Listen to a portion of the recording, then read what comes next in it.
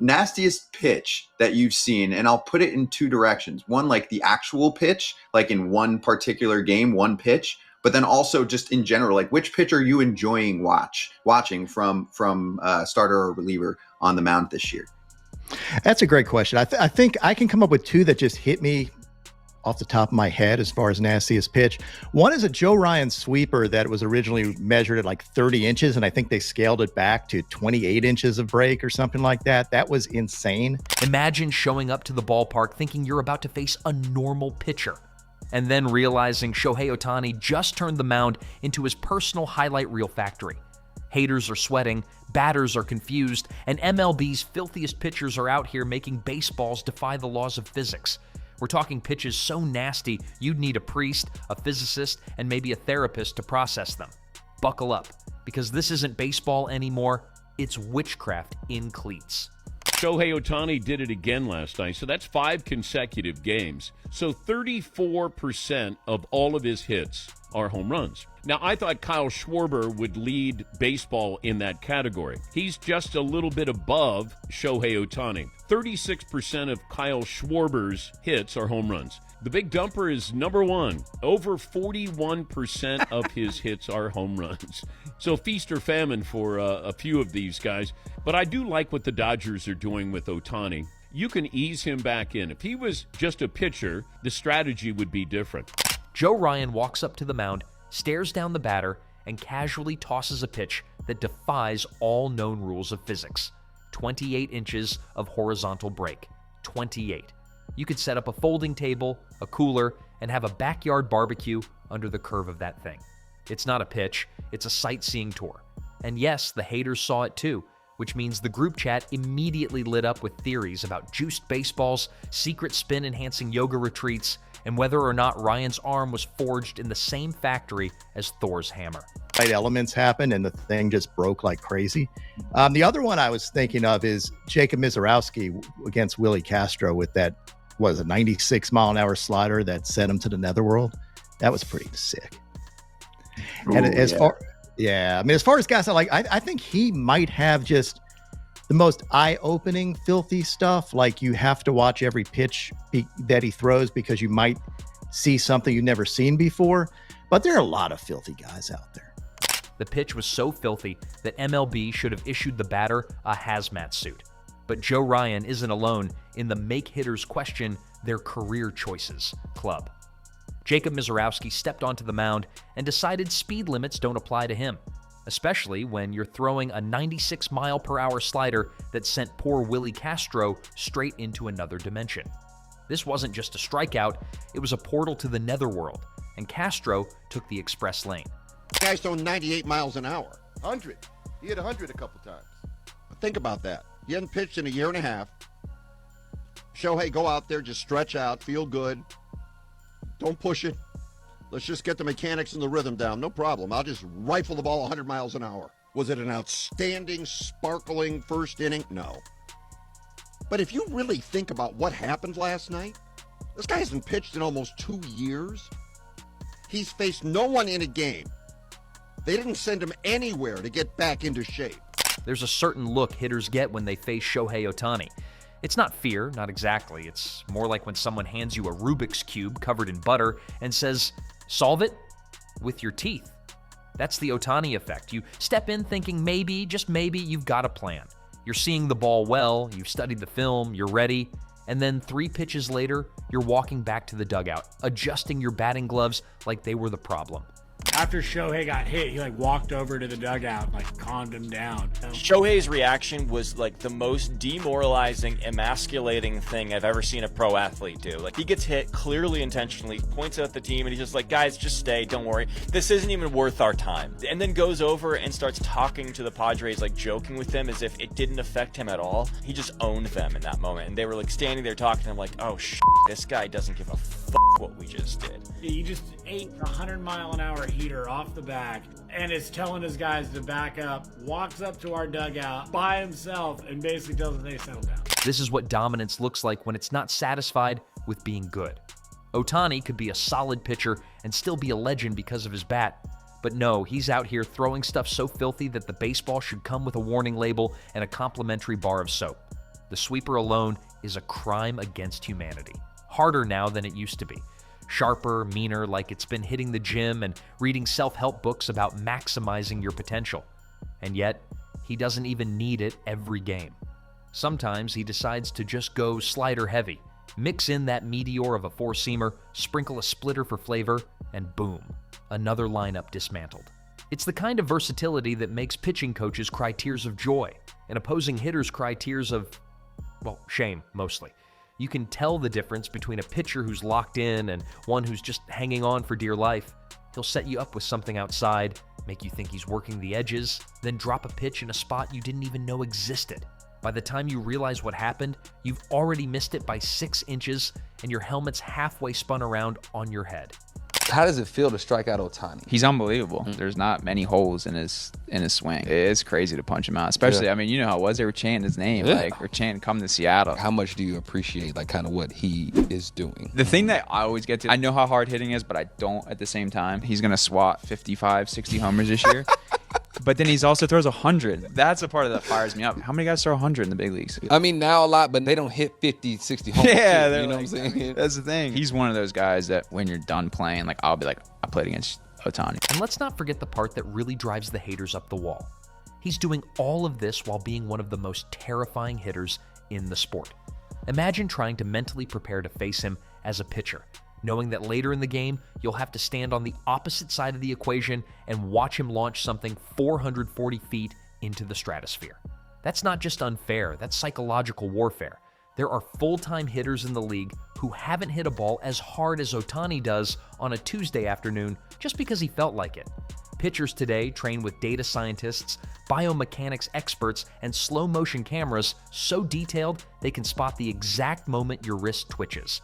And somehow, in the middle of this hyper-optimized chaos, Ohtani isn't just competing, he's erasing people. Watch how he sequences. It's not random.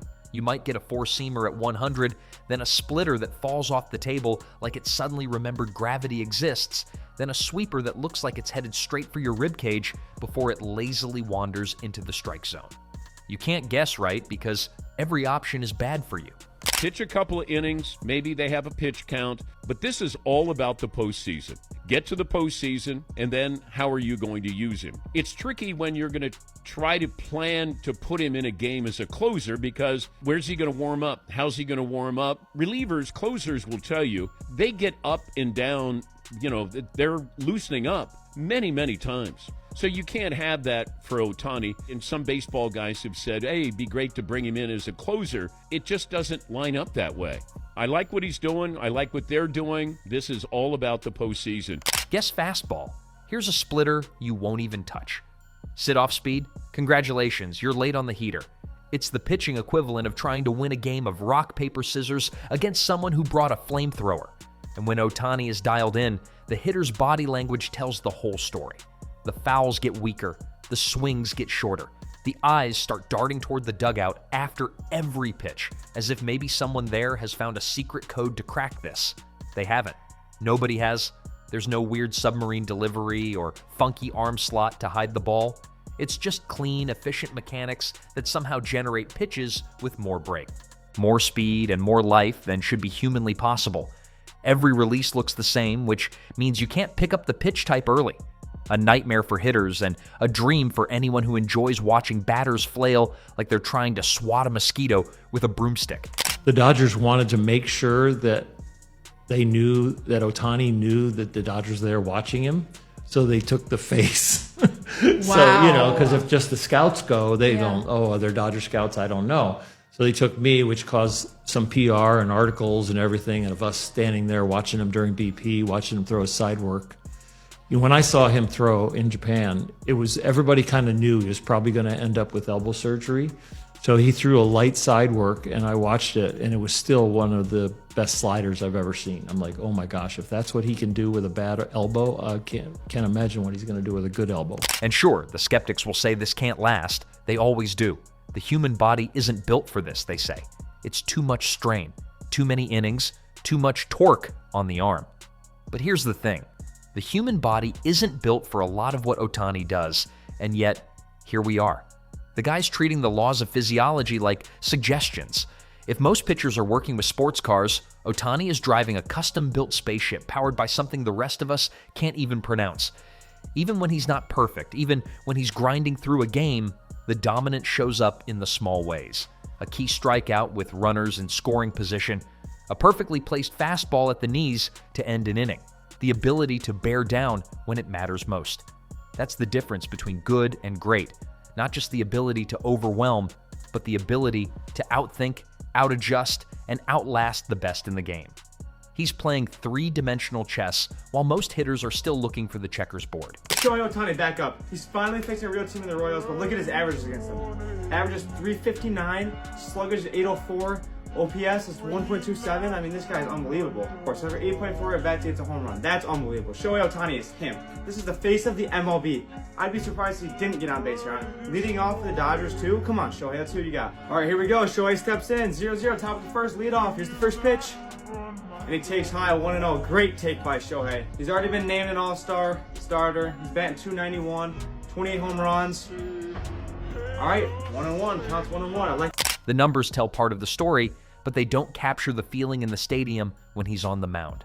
The way the crowd rises after strike two, the way the dugout leans over the railing, locked in, the way opposing managers shuffle their lineup, trying to avoid a death sentence for their hitters, even though deep down they know it's pointless.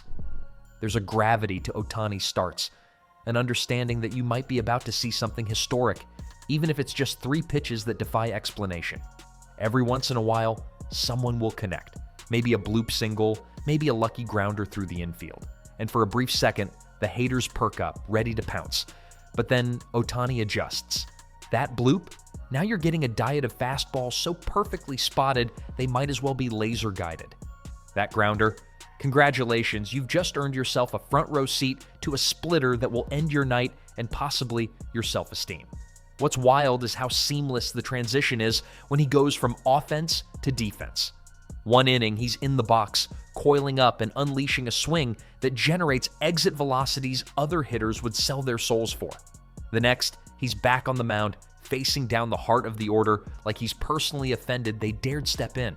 It's a level of control over the game that's almost unfair, like being the quarterback and the best linebacker at the same time. Except the ball is moving in ways that defy basic geometry. Ohtani is just, I'm just in awe. I don't know. I have so many thoughts. I'm so torn. Yeah, of course. I can't wait to watch him pitch. That's going to be amazing. Can you imagine the stadium? Maybe it's going to be like Tokyo, where everyone is just silent. I know. I don't know what it's going to be a lot of different emotions. The ripple effect is massive. Teammates feed off it. Pitchers on his own roster study him. Hitters try to pick his brain, even though half the time it's probably just instinct and muscle memory operating on some alien frequency. Fans show up in Ohtani jerseys by the thousands, fully aware they might see something they'll never witness again. And the league? The league is both in awe and in panic mode because this isn't supposed to happen in the modern era. You're supposed to specialize. You're supposed to be elite at one thing. Ohtani is elite at all of it. There's this inevitability when he's rolling, the sense that the outcome was decided before the first pitch. The hitter might foul one off, maybe even work the count, but the end result feels baked in. A strikeout, a weak grounder, something that says, you never had a chance. It's not arrogance, it's inevitability, and it's the rarest commodity in sports. And that's why the highlight reels keep getting longer, why the stats keep looking like typos, why the haters keep grinding their teeth. Shohei Ohtani isn't just dominating MLB. He's doing it in a way that makes the rest of the league rethink what's possible.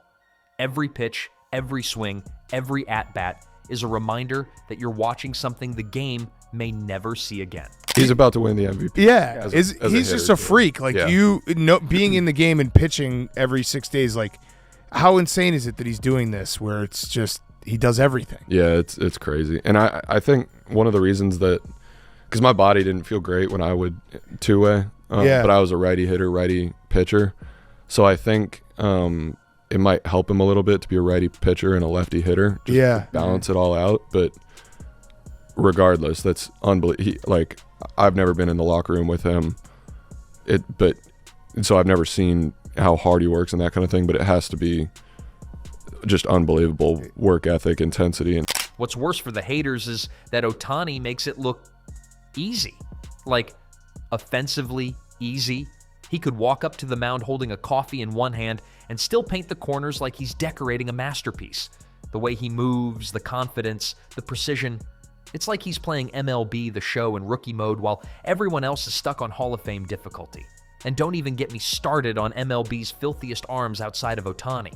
We're talking sliders that defy aerodynamics, splitters that vanish like they just entered the witness protection program, and change-ups so deceptive they should come with a legal disclaimer.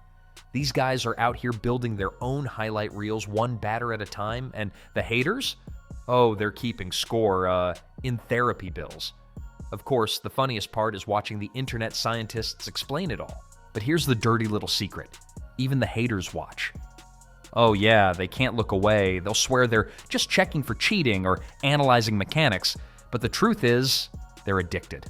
They're doom-scrolling Ohtani strikeouts at 2 a.m., muttering, "This won't last," even though deep down they know it's only getting worse for them.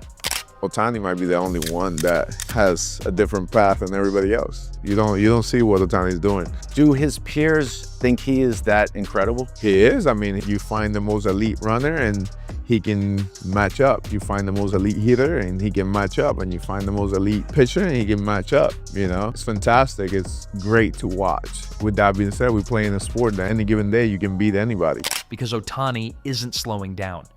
MLB's nastiest pitchers aren't slowing down. The pitches are getting faster, dirtier, more absurd, and the hitters are running out of excuses. Pretty soon, the only thing left for the haters to say will be, well, maybe the sun was in his eyes. Yeah, sure, buddy. You can hate all you want, but you can't deny dominance when it's smacking you in the face like a 102 mile per hour fastball. Ohtani and the league's filthiest arms are rewriting the script, and the rest of the baseball world? They're just background characters in the greatest pitching drama we've ever seen. So buckle up, because if you thought last season was wild, this one's shaping up to be an all-out assault on the concept of hittable. The haters can take all the notes they want, but when Ohtani's on the mound and the filthiest pitchers are out there playing catch with the laws of physics, there's only one outcome: pure, unapologetic humiliation for anyone standing in the batter's box.